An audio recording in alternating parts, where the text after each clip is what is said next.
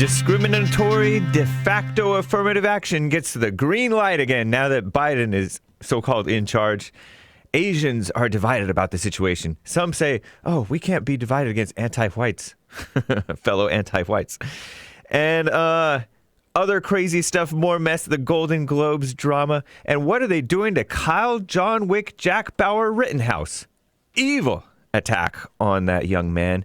Men's Forum tonight, guys, 7 p.m. here at Bond in Los Angeles. First Thursday of the month. Rebuildingtheman.com/events. This is the end of hour 2 of the Jesse Lee Peterson Show. It's Thursday, February 4th, 2021, 7:55 a.m. here in Los Angeles. After the Jesse Lee Peterson Show, catch the Hake Report. Jesse will be right back, but first, Hake news, not fake news. Looking the other way at affirmative action, Jim Crow against whites, men, and competent people in general. The Skim reports that the Justice Department yesterday, misnomer Justice Department, right, dropped a Trump-era discrimination lawsuit against Yale University. Last year, the DOJ sued the Ivy League school under President Trump after a 2-year investigation reportedly revealed evidence of discrimination in its admissions process. The lawsuit said that the school violated federal civil rights law by admitting more blacks and Hispanics than whites and Asians with similar academic stats. But, quote, in light of all available facts, circumstances, and legal developments, unquote, just bogus speech, right? The DOJ under Biden, or should I say Obama, decided to drop the suit. Yale applauded the move, of course, and one far-left so-called Asian American activist nonprofit did too, saying the lawsuit had pinned minorities against each other. Yeah, you can only be anti-white, right?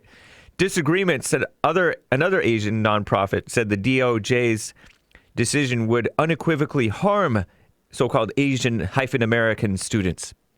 And an anti-affirmative action lawyer said that it was disappointing, but that another lawsuit was in the works. Not the only Ivy League simps. In November, a federal appeals court also threw out a similar lawsuit against Harvard University, saying it does not discriminate in its admissions process. Of course it does. More mess from the Skim. The Golden Globes nominations are out. That's the awards show for American movies and TV shows that nobody watches. Nobody even watches the Oscars anymore, right? By the Hollywood Foreign Press Association. It's dumb. They named one Emily in Paris and other shows or movies I've never heard of.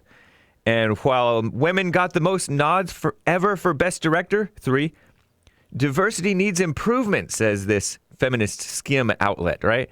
Black-led films were largely left out of the top prize. They didn't deliver the goods, right?